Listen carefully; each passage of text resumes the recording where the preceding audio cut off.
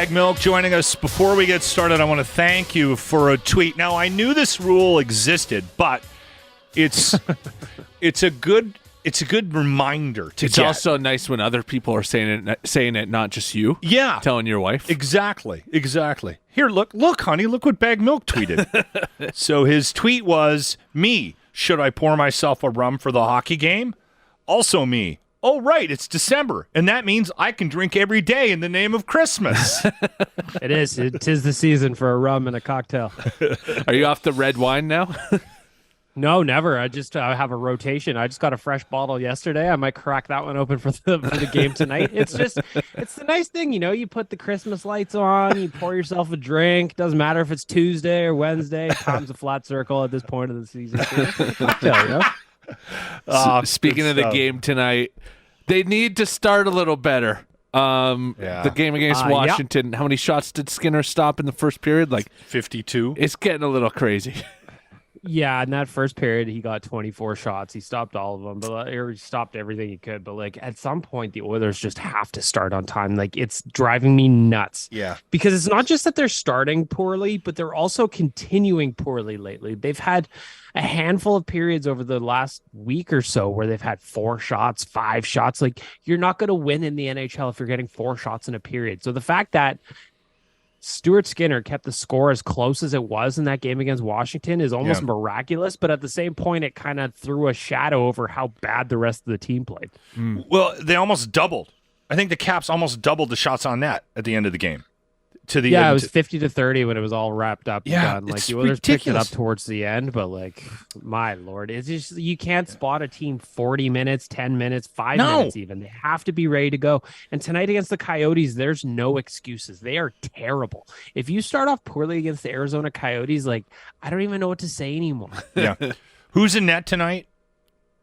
I'm going to guess no goalie has been announced just yet, but I'm going to guess it's going to be Jack Campbell. This is kind of a softer landing for him. Okay. Get a little bit of confidence back, work on his game. Also, you have to play him at some point, so I'm going to guess it's Jack Campbell. I'd be surprised if it's not. We're all thinking it. Is the team saying it? Skinner's number one, right? At this point, you got to give Stuart Skinner the most leash. I would play Jack Campbell against Arizona tonight, but I'm going right back to Stuart Skinner on Friday against Minnesota. He's just been the more consistent of the two. Yeah. He's been the better of the two. He stopped more shots of the two. He's the guy right now. You got to give him the leash to run with it. All right. Yeah, I would think so too. Heritage Classic. Yeah, it's not announced yet, but it's pretty much confirmed that the Heritage Classic's come back to Edmonton. Yeah, Jason Gregor broke that news yesterday at OilersNation.com. Heritage Classic coming back next year. I'm super excited. I didn't get to go to the one in 2003. Here's hoping next year it's going to be not minus 9,000 outside of Commonwealth. But we'll see what happens, right? Because this October, it was super warm out in October. So it's going to be interesting to see how it works out. But I'm just excited. I love it. Give me the Flames. That's what I want. Yeah. I want a stadium full of Oilers and Flames fans going mental and having just a complete blast of a day. It would just be the greatest. I love that it's coming back to Edmonton. You went to the one in Winnipeg, right? I did, yeah. Yeah. It was a long bus ride. We got there, but eventually we did make it to the Heritage I Classic. had to fly to Minneapolis and then bus up. I've always wondered, I've never been to an outdoor game. Can you see what's happening on the ice when you're in the stands? It's funny you say that. So I had 2 different seats.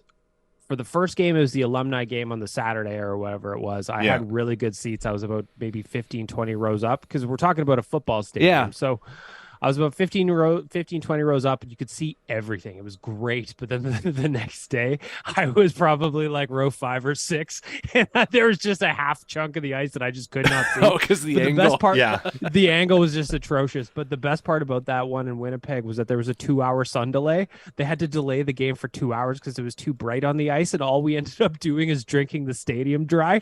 It was just complete chaos. I loved it. But to answer the question, it really depends where you're sitting. I find that alcohol improves my eyesight. Well, yeah, it just improves my ability to do most things, if anything. Yeah, this is very exciting news. I remember how big that was because it was the first one ever. It was the first regular season game that actually counted, if I'm not mistaken, the Heritage Classic in Edmonton in 2003. And the buzz around it was massive right across the country. I was working in Winnipeg at the time at Power 97, and I remember we were giving away tickets and sending people, like, doing trip giveaways to the Heritage Classic in Edmonton. So it's definitely something that I think we can get behind. The city's going to totally get behind, and it's a cool event. I'm glad I'm glad they're doing it more now, because I love these outdoor games. Just so different, so unique, right? I love the outdoor games too. It's interesting how that first one at Edmonton was such a spectacle, like you said, Locke, and it was just so unique. It's so different. And if you remember back, there was a lot of conversations. Are they even going to have the game? Because it's 9,000 degrees below zero. It was late November or whatever it was. But then it just, every other day there's an outdoor game now. So it's interesting to see how it just swung so wildly into having them all the time. But I'm so excited to have this back in Edmonton. I'm going to be there 1,000%. I'm going to be wearing every item of clothing I have to if I need be. I'm going to be stacking beers up under my chair. It's going to be a great day. I'm super, super excited about it. Just thinking about that matchup. You're right. Like it has to be the Flames, but we won't get confirmation until the end of the regular season, will we? Yeah, we're not going to get confirmation for a while, but like if it's anybody other than the Flames, they're NHL idiots. They're missing the mark there. Yeah. Watch it be Arizona. Yeah, or just like Columbus Blue Jackets. Yeah, the Desert Dogs. Yeah. All right. Thanks for your time. Baggedmilk, Oilers Nation. Thanks, boys. The Locker Room for Always Plumbing and Heating. Weekday mornings on 95.7 Cruise FM.